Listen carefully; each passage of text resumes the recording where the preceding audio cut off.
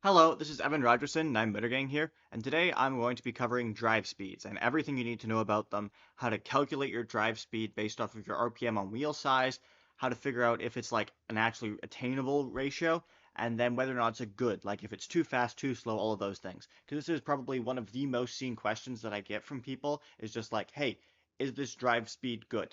And by the end of this, you should be able to answer that for yourself. So don't forget to like, comment, and subscribe in order to please the YouTube algorithm, and let's get into it. So first things first is that I have this big chart here, which does a lot of the stuff for you already. And I will have a link to this in the description. So go ahead and click on that if you want to follow along or just reference this chart in the future. So the main thing that it has here is it has the input gear, the output gear, and then I suppose your input RPM and output RPM. So this is just going to be your motor cartridge. Since the 3600 cartridges are illegal, we only have three different types of cartridges that we can run: 100, 200, and 600 cartridges. So we have your input gear on the left and your output gear on the right, and then that's going to go ahead and get you your output RPM, which is just the simple gear ratio calculation of, like, since 60 is 5 times bigger than 12, that's going to be 5 times slower than your input. Or if your output gear is twice as large as your input gear, then again, you're just going to be half speed. And you're down here at the bottom, you'll go ahead and see some of our speed ratios. So like if our input is 84 tooth and the output is 12, that's a 7 to 1 ratio. So 600 times 7 is going to be 4,200. So just basic, it gives you every single possible of gear ratios here. And this chart does have them separated here because, like, as you can see here, there are multiple ways to get to 33 RPM. Like we could run 12 to 36 from a 100 cartridge, or we could run 12 to 72 from a 200 cartridge. And these are going to be treated differently because, as you can see here, it does kind of affect the spacing on some things. So now that we have every single possible like gear ratio combination and speed for the wheel to be spinning at, we can go ahead and compare those to the linear speeds, which first of all, we kind of need to cover some of the formula and the math here. So here's just kind of a worksheet I used for a summer camp that I did. And the main thing here is this is your formula for linear speed. So it's your rotary speed times your wheel circumference. And basically you can think about this as like in terms of distances. So if you spin it one rotation, it's going to travel the circumference as its distance. So if it's traveling in rotations per second, it's going to go in linear speed. It will be inches per second, assuming your circumference is also in inches here. And rotary speed, we're originally just given that by the input of the motor, which would either be 100, 200, or 600 RPM. But then, based on our gear ratios here, we're actually going to have the output RPM. So what here? This is what we should use as our RPM for the rotary speed. And then the wheel circumference is pretty easy to figure out because all of the VEX wheels give us the diameter. So you can see we have 2-inch, 2.75, 3.25, and 4-inch wheels. And technically VEX does have some other wheels like 5-inch wheels and 6-inch wheels, but considering they don't have Omni wheels in those varieties, they're not going to be worth doing because you don't want to run on drive base in VEX without Omni wheels unless it's like Mecanum wheels only, but then again, you would still just be running 2-inch or 4-inch. So the wheel circumference, in order to get the circumference, which is again the outside of the wheel, or the distance that the wheel would be traveling, we can go ahead and use the diameter times pi, or 2 times the radius times pi. And again, if you're not sure on any of these more math technical things, I'm sure any of your math teachers would be happy to explain this. And if you don't believe me that the bigger wheels are going to travel further, you can go ahead and, like, it's really easy if you grab like a 2-inch wheel and a 4-inch wheel, put them side by side, and put like a little notch of tape in at the top, and then rotate it around until that tape notch is right back at the top, and then do the same thing with the 4-inch wheel, and you'll see that the 4-inch wheel traveled twice as far as the 2-inch wheel.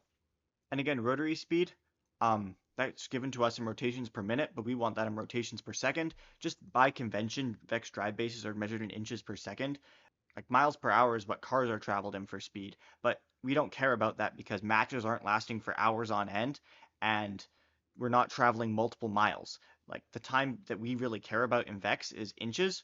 You could maybe do feet, get away with that if you really wanted to, but inches is the convention, and that's also one less conversion. And then seconds, because you're traveling the field in a matter of seconds, not in a matter of minutes or hours. And the field is about 140 inches or 12 feet. But again, we're just going to use inches here because that's the convention and it's one less conversion for us to do. So alternatively, instead of this, we can use this other formula, which is inches per second is going to be the rotations per minute times the wheel diameter in inches, and that is going to be times pi divided by 60. And this is something that you're going to want to have memorized. Let me just kind of fill those in right there. That is something that is extremely important in order to know.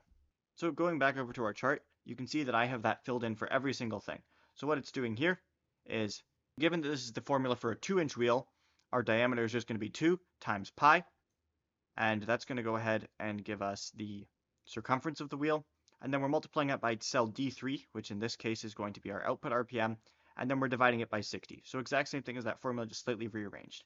And then that's going to be 2.75, 3.25, and 4 inches. And it's going to calculate it for us. And as you can see going down, it's automatically filling, jumping down to the next one. And that fills in this entire chart here. So we can go ahead and get all of the speeds. So the fastest drive base that you could possibly make without doing compound gear ratios, we're not going to be covering that here just because there's no need to add the extra complexity of a compound gear ratio because a normal gear ratio is going to work perfectly fine here. The only time that I've seen teams for Vex ever need to do compound gear ratios is when they're trying to get like really, really high torque. But you're not doing that for a drive base. You're running fairly similar RPMs to what the actual motor cartridges are, and you don't need to be that specific.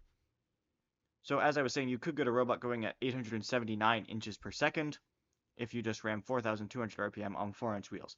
But now we need to cover a couple of other things involving the spacing of these gear ratios. You'll notice these are all color-coded, and that's because a lot of these gear ratios are just physically not possible, or they're not very easy to build.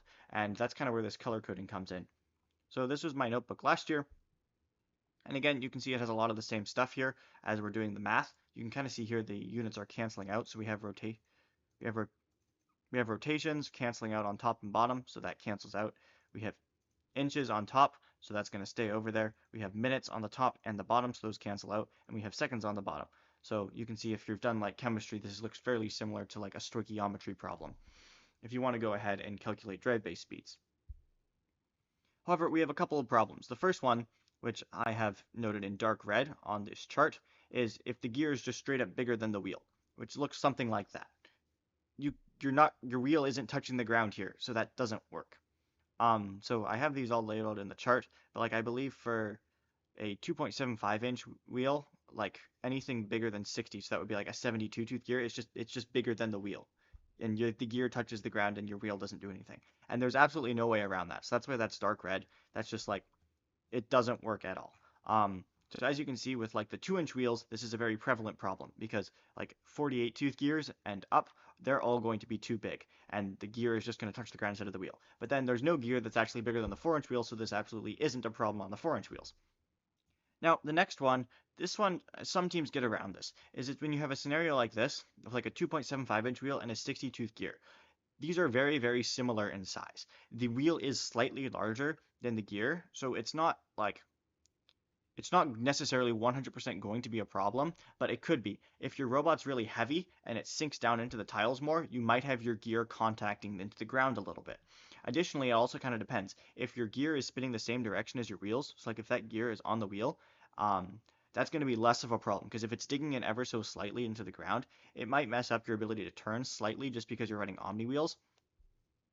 But if it's going the opposite direction, it's going to be powering your robot backwards ever so slightly, which is going to make your robot slower and less efficient. So I have that marked in orange, as you can see here.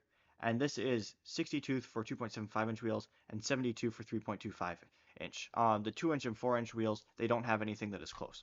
Oh, and as you can see here, yeah, for 2.75 inch wheels, 72 and 84 are just bigger. And then for 3.25, 84 tooth gears are just bigger than the wheel.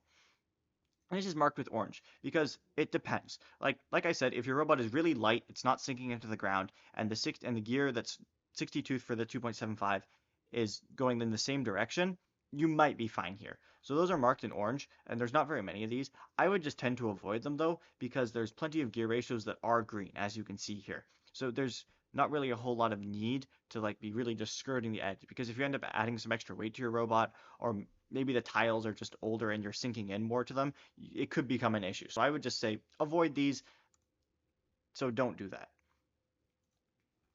Now, the final issue here we can see is really prevalent on the bigger wheels. So if we were driving, I believe this is like a 36 to 48 ratio right here that I have set up. Where is the shaft for this 36 tooth gear going to go?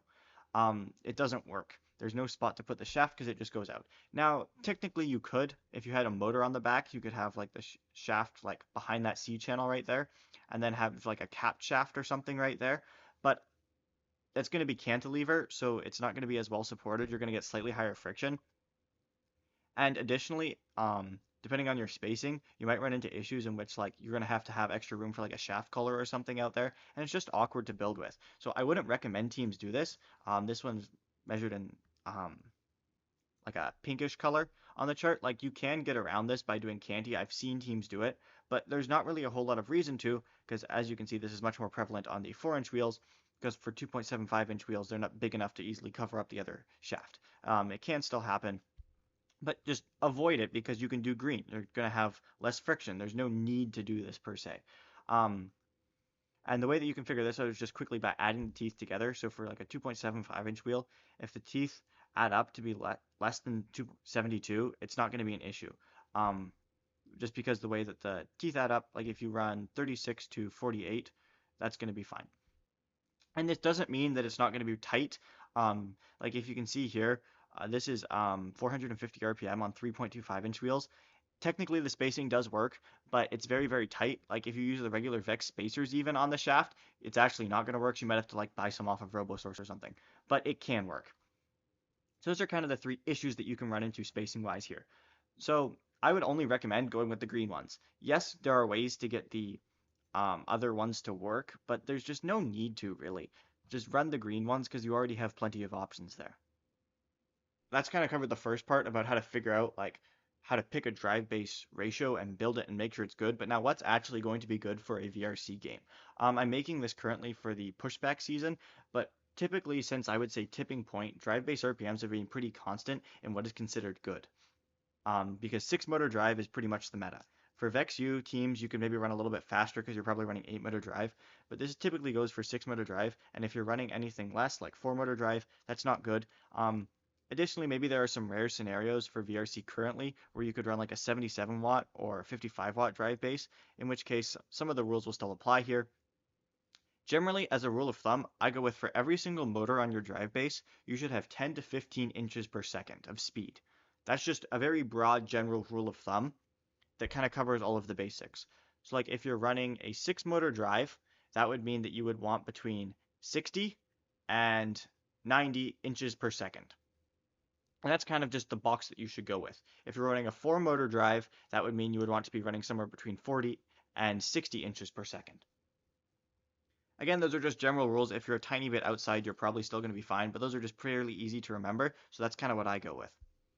Additionally, I would kind of say as a rule of thumb, there's no real need to push past 600 RPM direct. You can see right here, 86 inches per second is kind of the maximum I would recommend any team running. Once you get faster than that, this right here is already going to be able to cross the field in about 1.5 seconds. Once you get faster than that, by the time that your robot accelerates up to top speed, you've already hit the other end of the field. So there's really no need to go much faster than this, unless maybe your robot's insanely light and it can really easily maneuver around the field, accelerate very quickly and get up to that top speed. You're really desperate for speed. Like maybe this is a game like Tipping Point or something where you need to goal rush out and try and grab something. Or the other reason is maybe if you're running like 77 or even 88 watt drive base here. And because then you're still going to have the torque and you could probably be fine with running 86 inches per second. Last year I ran 88 motor drive on one of my robots with 86 inches per second and it was fine. Not much of an issue, but I wouldn't necessarily have wanted to go any faster because you're going to start to see not a lot of benefits. And you'll kind of notice here on the chart, there's not really a whole lot of ways to easily just step up just a little bit past 86 inches per second. Like you could run 900 RPM on 2-inch wheels to get up to 94. But then once you get past that, you're already going up to like 102. It's not like there's anything that's like slightly over. They're all kind of considerably over. So I would say don't go any faster than 86 inches per second. Additionally, if for some reason you have to run like a 4-motor drive base, like maybe your school doesn't have any 5.5 watt motors and you don't have pneumatics, even then design wise, I would still highly recommend running a 6-motor drive base. I would say do not go below like 40 inches per second. Like 200 direct on 4-inch wheels is 41 inches per second. Do not go slower than that under any circumstances. Like just full stop, don't go slower than that, and do not have less than 4 motors on your drive base for any reason. Additionally, just some other factors to consider is like how heavy your robot is. If your robot's going to be heavier, like maybe your school only has access to steel instead of aluminum, you're going to be wanting to run one of these slower end of your range at 10 to 15 inches per second. So like maybe if you're running a 6 motor drive and you have a heavier robot, maybe you run 360 RPM on 3.25-inch wheels. It's a nice RPM, 61 inches per second, good solid speed. Additionally, if you're also new to driving, I would recommend a slower speed, and if you're new to coding, because for coding, your robot's going to, if it's moving slower, it's going to be more precise, and if it has faster accelerations, which also like means, sorry for the physicists here, deceleration, slowing down, you're going to be able to be more responsive, which will lead to a more accurate autonomous. So if you're new to Vex, something like 360 RPM on a 6-motor drive base is great. Another RPM that I quite like is 450 RPM on 2.75-inch wheels. But maybe you're more experienced in Vex. Maybe you know how to build a really light robot, like you're doing things like building with nylon screws and nylon nuts, and you want a faster driver. Your driver has lots of experience driving faster robots. So yeah, maybe you run like 450 on 3.25-inch wheels. Or maybe you even run like 600 direct. And that just kind of covers some of these basic ratios. Other factors to consider are blue cartridges are typically going to be geared for torque, whereas like blue and red cartridges are going to be geared for speed. So if you're gearing for torque, that means that you have your bigger gear on the wheel and your smaller gear on the motor, which means that if you're trying to like cross over a barrier, which is something you might be trying to do here for pushback, it's probably going to be rated around blue motor cartridges. Additionally, just the way that the motors are set up internally with the planetary gear system, the 600 RPM cartridges only have one set of internal gears, whereas the 100 and 200 cartridges have two sets of internal gears. So that means that they're going to have more friction and have about 10 grams of extra weight when compared to the 600. So I would just recommend running 600 drive base whenever that's possible. Some other things here is if you're from an older school and maybe you don't have access to as many resources, you might not have a lot of these gear ratio types, like 72, 48, and 24 tooth gears are all relatively newer, and they only come in high strength. So if you're an older school, you probably only have 12, 36, 60, and 84. And additionally, you might only have 4-inch wheels, which if you only have some of those, oh, and the other thing, you might only have 200 RPM cartridges, you might not have access to the blue or the red cartridges. So some common ratios that I've seen, teams run is 280. It's definitely slower than like what I recommended, but you could run that and probably be fine for 6 motor. That's also probably a really solid 55 watt motor drive base right there. Some other good slower ones are 33 on 3.25 if you're not as comfortable with the extra speed. Additionally, I do also have the second part of the spreadsheet down here at the tab, which is for xDrive speeds. xDrives are just inherently 1.4, it's square root 2 times faster. If you're not quite sure on that, I wouldn't recommend xDrives to newer teams. So maybe I'll have a second video coming out like explaining how xDrives work, but just for now, just trust me, they're 1.4 times faster. So different speeds are going to work slightly differently. So like when I said that I ran 86 inches per second last year, I wasn't actually doing that 600 direct. I was running 360 RPM on 3.25-inch wheels. So I was running that ratio right there last year. And again, xDrives, they're just going to be slightly faster. So the ratios that are good are going to be slightly different. Like 333, still going to be quite fast. Maybe you would run something like 300 RPM, which nobody really would do for a tank drive because 300 RPM on 3.25-inch wheels is just too slow for a tank drive. But for an xDrive, that's perfectly fine. Another really important factor to consider when you're picking your drive base speed is like how you want to accomplish it. Like there are big differences between running like a 2-inch wheel and a 4-inch wheel. I mean, if you're running Mecanum, you have to run one of those two. But like 2.75 versus 3.25-inch wheels, which of those are you actually going to want to run? For a game like Pushback, in which you have to climb over a barrier, the 2-inch wheels might struggle with that, considering that's halfway up the height of the barrier already. I'm not saying it's impossible, I'm saying that it's probably going to be harder than if you have 4-inch wheels. So for a game like Pushback, you might want to gravitate more towards some of the larger wheel sizes. Whereas in other games, especially ones where you're worried about tipping, because if you do have larger wheels, your center of gravity is going to be higher. So in a game where you're worried about tipping over, maybe you have a big lift or something trying to reach up really high, in that one, you might kind of want to favor some of these smaller wheel sizes, that way your center of gravity is lower down to the ground, and you're not going to have to worry about tipping as much. Other things to consider are just the length of a drive base. Like something like 360 RPM, that's either going to be fairly short, like about 25 holes long, if you're just doing 3 wheels per side, or it can be fairly long if you're running like a 4-wheel per drive base side. So it's not good if you're trying to have like maybe a 30 hole long drive base. 360 RPM, it's not going to be good for that. So I kind of like to think about what shape, like how long do I want my robot to be before I go ahead and think about some of these things as well. Because once you pick out your wheel size, that very much limits it down. Like if you know that you're running 2-inch wheels, well, if you're running a 6-motor drive base, that pretty much only leaves you the option of 600 direct.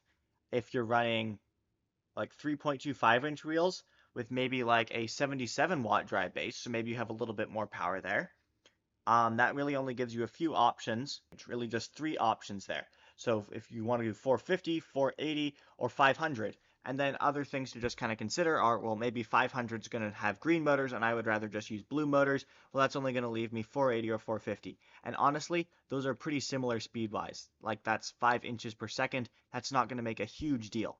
And the other thing is just like, what can you physically build? Like I like to do 3-hole gap. 3-hole gap requires a couple of weird things. Like for 450 RPM, you're going to need some smaller 1/4-inch outside diameter spacers. But for 480 RPM, in order to get 3-hole gap, that's going to require you to cut down the 48-tooth gears in half. So just depending on some of your resource constraints, that's also going to limit what drive base type you can run. Just a couple last minute things that I just kind of want to say as I'm wrapping up. Definitely go on the slower side of things if you're not sure which drive base ratio to go with, just because the consequences of going too slow are just you're a tiny bit slower than the other robots on the field. Whereas if you go too fast, you can have overheating issues, really bad acceleration, and a driver that can't control the robot when going around the field. So when in doubt, like go on the slower side. Like when I'm talking about running 600 RPM on 2.75-inch wheels, that is something that 95% of teams should not even be considering because you need to be very good at building, very good at coding, and very good at driving to be able to handle something like that. But honestly, don't stress about it too much. Like, if you're going on the slower side of things, you're probably going to be perfectly fine. Drive base ratios are definitely overhyped by a lot of people, and very rarely is your drive base ratio actually going to be what decides the outcome of the match, and not something more significant like your actual scoring capabilities here. And this video also doesn't cover weird things like if you're doing a speed transmission or anything. Those are more advanced topics, and I'm not going to put all that in this simple YouTube video. I hope you guys enjoyed this. Thanks for sticking around to the end. Be sure to like, comment, and subscribe, and I will see you in the next one.